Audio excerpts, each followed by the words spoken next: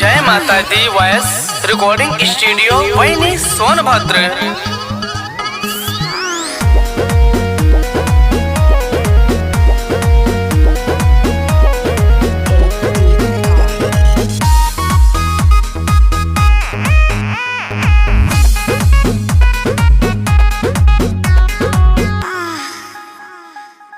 उभरे जवानी तू तो सुतला दलानी में डभकेला देह पोरे पोर हो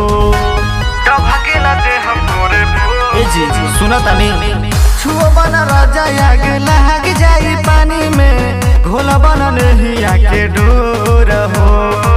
पूरा में संभाला राजा सीना से सटालो राजा होख दी जौनी सैया भोर साटी के हो सुती न शरीरिया मार दी बाला राजा मोर साटी के हो सुती न शरीरिया हो जाई कमर का मजूर साटी के हो सुती न शरीरिया बड़ा दौरत बाहो।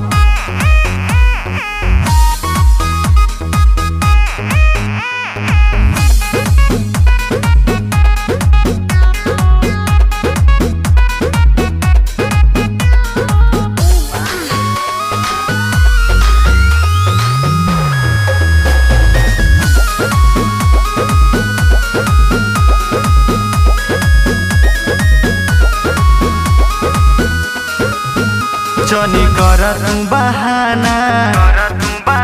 मजा मार हो रोजाना हो देखा टूटे अंग अंग हो हमारो वता खजाना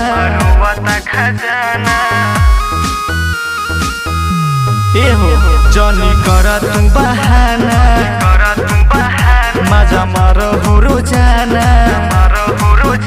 देखा टूटे अंग अंग हो हमारो वता खजाना न तोड़ पाओ राजा भेट न कराओ राजा देता जवानी झका झोर साटी के हो सुती न शरीरिया मार दी बाला राजा मोर साटी के हो सुती न शरीरिया हो जाई कमर का मजूर साटी के हो सुती न शरीरिया बड़ा दौरत बाहो।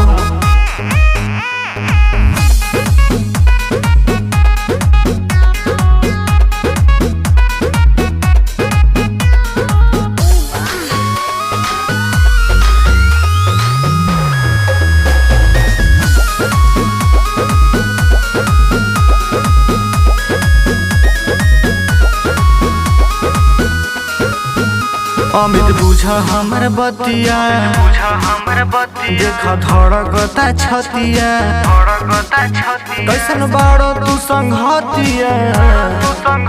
नाही बुझे लहलतिया ए हो सुना ना बस बुझा हमर बतिया देखा धड़कता छतिया कैसन बाड़ो तू संगतिया नाही बुझे लहलतिया कार्तिक जय राम प्रताप इंद्रजीत नियन टोला ला गोरे गोरे गाल साटी के हो सुती न शरीरिया मार दी बाला राजा मोर साटी के हो सुती न शरीरिया हो जाई कमर का मजूर साटी के हो सुती न शरीरिया।